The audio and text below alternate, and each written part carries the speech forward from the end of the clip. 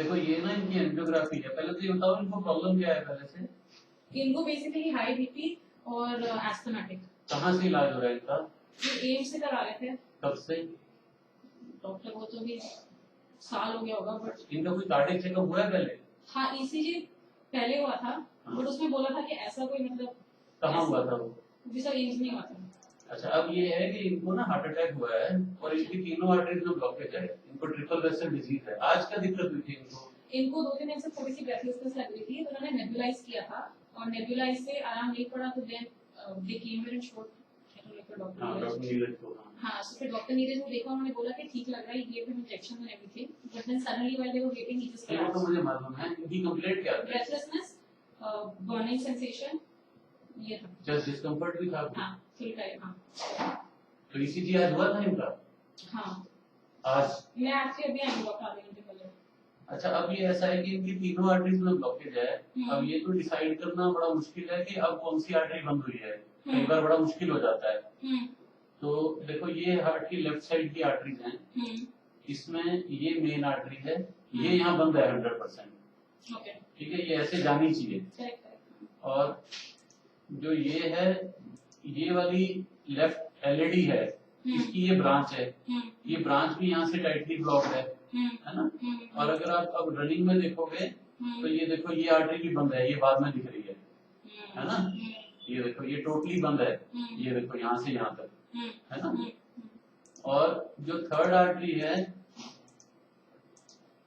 वो ये है राइट वाली, इसमें अगर आप ध्यान से देखो तो यहाँ बिल्कुल टाइट है, देखो शुरू में, फिर थोड़ी ठीक होती है, फिर यहाँ टाइट है। तो तीनों आर्टरीज में इनको मल्टीपल ब्लॉकेजेस हैं, जिनमें से एक तो 100% बंद है, एक शायद अब बंद हुई होगी थोड़ी बहुत। ऐसा होता है। तो इनको तो पहले भी अटैक हो चुका है, इसका मतलब ये है। तो वो अनडायग्नोज रहा, मे बी वो माइल्ड तो नहीं है क्योंकि मेजर आर्टरी बंद है, पर वो टॉयलेट आदमी कर लेता है अगर उसको कोई रियलाइज ना करे तो। ठीक है, तो अभी तो इनकी कंडीशन बहुत ज्यादा सीरियस है, एज यू कैन अंडरस्टैंड, है ना। अभी तो इनको बीपी वगैरह कुछ आ रहा है।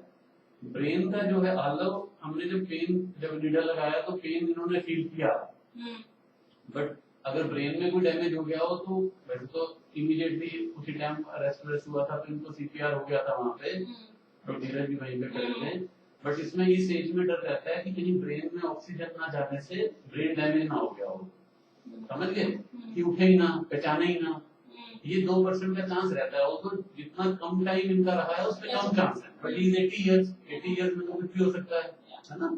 जिनकी आर्टरी जैसी ब्लॉक्ड है, ब्रेन की आर्टरी भी ब्लॉक्ड हो सकती है। अगर हम उसकी वेट करना चाहें कि पहले हमें ब्रेन का श्योर हो जाए, then we go ahead with this stenting, वो भी एक ऑप्शन है, बट उसमें एटलीस्ट 24 to 48 आवर्स लगते हैं टू फाइनली टेल के ब्रेन से कैसा है आदमी, समझ गया। सो उसमें ऐसा भी हो सकता है कि इनको कोई प्रॉब्लम ना आए, और ब्लॉक्ड आर्टरीज है, ऐसा भी हो सकता है कि दोबारा प्रॉब्लम आ जाए, है ना। तो उसमें एक तरीका ये है कि we go ahead with stenting. Stenting में भी now we have to decide कहाँ स्टेंट करें इनके, मतलब।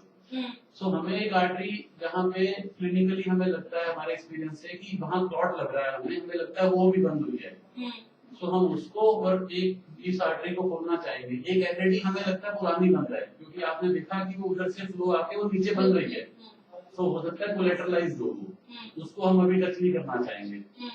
सो ये हम करना चाहेंगे, but this is a possibility. हाँ, will you fuck the Aadhaar card and just come there? तो ये ऐसा हो सकता है कि हम ये सब कुछ करें and still we are not able to save him, this is a possibility, है ना। बिकॉज़ एक बार इसका हार्ट बिल्कुल बंद हो गया था, वो प्रेशर करके ही हुआ है। ही इज 80 इयर्स, ऐसे लोग यंग होते हैं तो उनमें रिकवरी के चांस थोड़े से ज्यादा रहते हैं। और दूसरा ये हो सकता है कि ब्रेन में डैमेज हो, तो क्लिनिकली मुझे ऐसा लगता है कि जब मैंने नीडल यहाँ लगाने के तो पेन किया, इन्होंने हाथ उठाया, हमें बल्कि सीडेट करना पड़ा, तो दैट इज ए पॉसिबिलिटी कि शायद उतना डैमेज ब्रेन में नहीं है।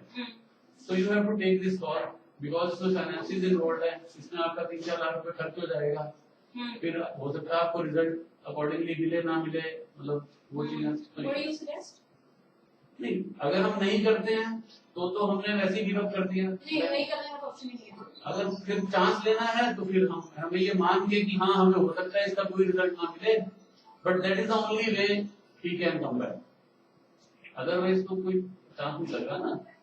देखो ब्लॉक्ड आर्टरी है, आज हम उसको छोड़ दें, उसने अभी जो इवेंट किया है वो फिर करेगी, खोलने के बाद भी कर सकती है, बट चांसेस 10% रह जाते हैं ना। नहीं, स्टंटिंग करना है, नॉट ऑप्शन। हाँ, क्योंकि उसमें फेनेंसी इन्वॉल्व है, इसलिए आपसे पूछ रहे हैं सारा। ठीक, दैट्स नॉट प्रॉब्लम। तो आप कंसेंट साइन कर दीजिए, हाँ। Will go ahead. Do we have 10 minutes? My sister is just coming.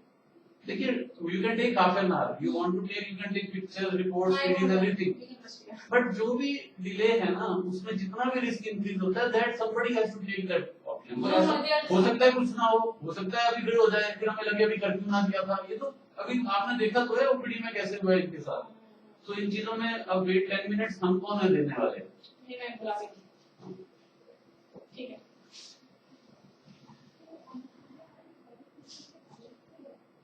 ये हमारी जो कन्वर्सेशन है ना, ये वीडियो रिकॉर्ड हो रही है। So you want for the relatives to come and to wait for 10 minutes. Let me check if they're taking 10 minutes, otherwise I'll sign the consent form. ठीक। I don't want to wait for anyone. And office में कितना time लगेगा stamping में? It may take 1 to 2 hours. मतलब depend करता है ना, easily सब हो गया तो जल्दी भी हो जाता है। आप साइन कर दो, मैं आधार कार्ड छोड़ दूंगी। बाबू ठीक है, मैं जा रही हूँ।